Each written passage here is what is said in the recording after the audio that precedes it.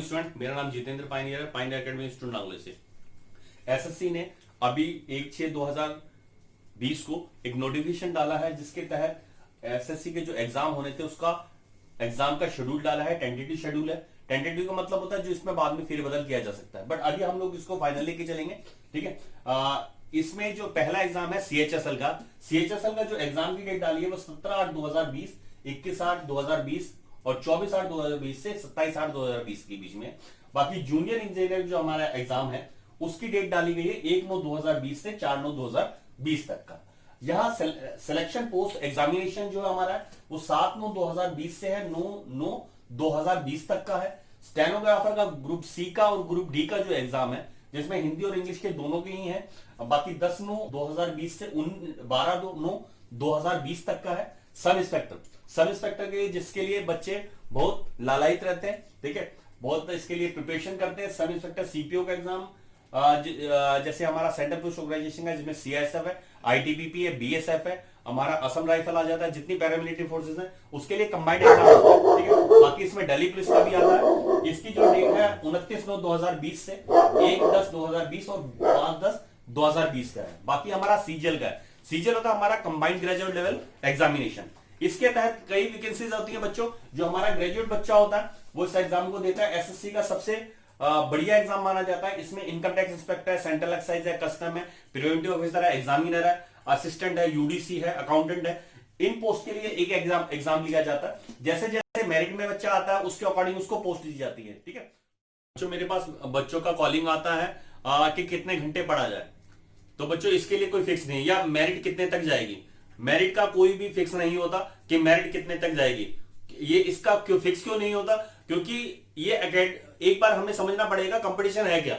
एक तो हमारा एकेडमिक होता है, एक कंपटीशन होता है, दोनों अलग अलग चीजें। जहां हम एकेडमिक की बात करते हैं क्राइटेरिया फिक्स होता है। ठीक है। जैसे हमारे टाइम में 33% वाला पास होता था, 100 में जिसके 33 मार्क्स आए वो पास है। कई एग्जाम में क्या होता है 40% वाला पास होता है, कहीं में 50% वाला, लॉ वगैरह में 50% होता है। जहां सीटेट की बात आती है वहां 60% वाला पास है। जिस बच्चे के 60% आएंगे वो पास हो जाएगा। अगर उसमें 1 करोड़ बच्चा बैठेगा 60% ले आया तो सारे ही पास है। ठीक है। वहां एक क्राइटेरिया फिक्स है और इसी हिसाब से घंटों का निर्धारण है। ठीक है। उसके हिसाब से आप एक शेड्यूल बना के चल सकते हैं कि भाई इतना परसेंट मैं सिलेबस कंप्लीट 60% सिलेबस कंप्लीट करूंगा तो 60% मेरे मार्क्स आने के चांसेस हो जाएंगे। बट यहाँ ऐसा फिक्स नहीं है। आपके अगर 70% है, 7 वाला 71% लाएगा तो आप वहां क्या उससे कम हो जाएंगे। ठीक है। तो उसके सिलेक्शन चांसेस बढ़ जाएंगे, आपके कम हो जाएंगे। जैसे कांस्टेबल जीडी की बात की जाती है, 95% जो है वो एनआईए का आया था। ठीक है। जिस बच्चों के 95 अप्रोक्सीमेट थे उन बच्चों का एनआईए में सिलेक्शन हुआ 100 में से।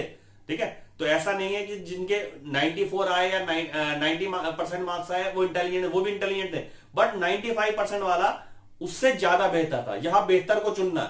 ठीक है। तो जो बेहतर होगा उसको भारत सरकार सिलेक्ट करेगी, दूसरे को हटा देगी। ठीक है। तो आपको अगर सिलेक्शन चाहिए तो ज्यादा से ज्यादा आपको अपने आप को प्रूव करना पड़ेगा। ठीक है। समझ रहे हैं बात?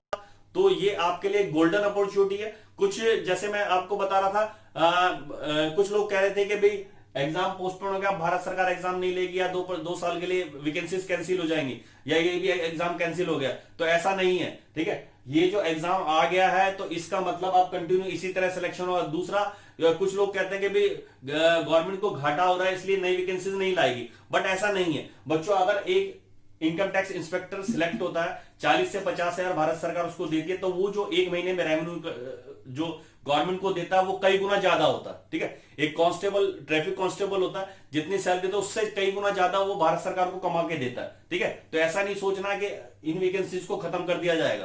ठीक है। एक्साइज इंस्पेक्टर है, कस्टम है, प्रिवेंटिव ऑफिसर है, एग्जामिनर है, अगर इन पोस्ट को खत्म कर दिया गया तो भारत सरकार कैसे चल पाएगी। ठीक है। यही क्या है, मेन पिलर है। समझ रहे हैं बात? ठीक है। जैसे लॉकडाउन हुआ, लॉकडाउन लंबे समय तक चलाया जा सकता, बट रेवेन्यू नहीं आ रहा था। रेवेन्यू जनरेट करने के लिए लॉकडाउन को खोलना पड़ा। ठीक है। तो अगर लॉकडाउन को खोला तो वो कहां से रेवेन्यू आएगा? इन पोस्ट के थ्रू आएगा। डिपार्टमेंट भी चलाना है।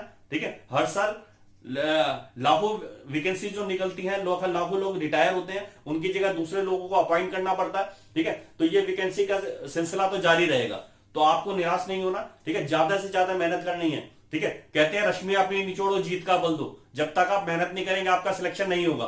समझ रहे हैं बात? ठीक है। और टाइम टू टाइम आप अपने एक शेड्यूल बनाइए कि मुझे इतने कितने घंटे पढ़ना है। कई बच्चों का देखा गया है जब से ये लॉकडाउन हुआ है उसका शेड्यूल ही चेंज हो गया है। 11 बजे कोई उठ रहा है, कोई 12 बजे उठ रहा है, ठीक है। जो हमारा दिन सुबह 6 बजे स्टार्ट होता था, ग्राउंड में पहुंच जाते थे, आज वो 11 बजे तक अपने बिस्तर को नहीं छोड़ रहा।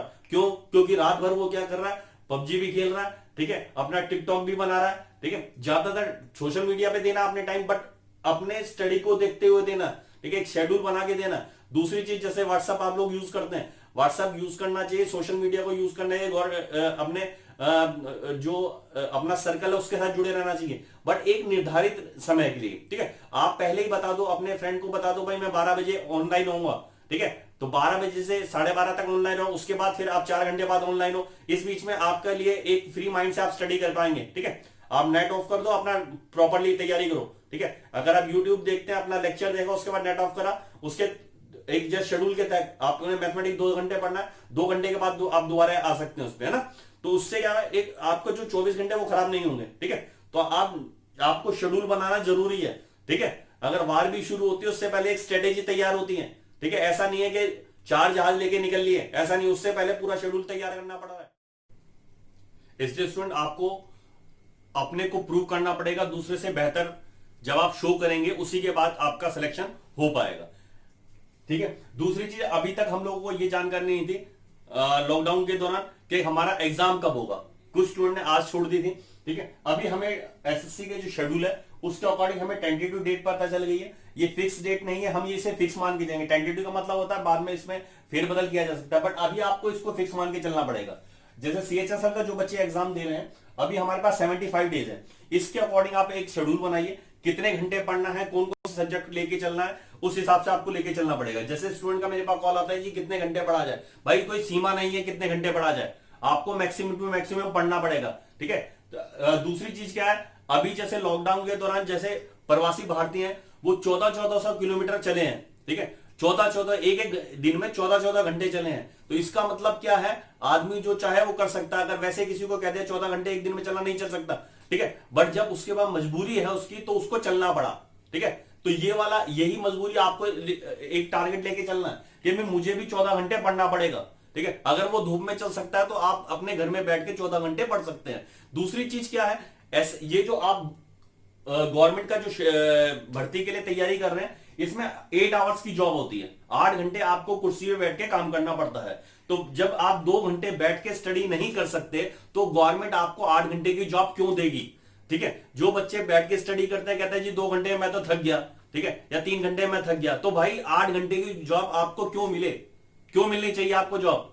जब आप घर बैठ के 10 घंटे की तैयारी करेंगे, जब आपको 8 घंटे की जॉब भारत सरकार देगी, अदरवाइज नहीं देगी।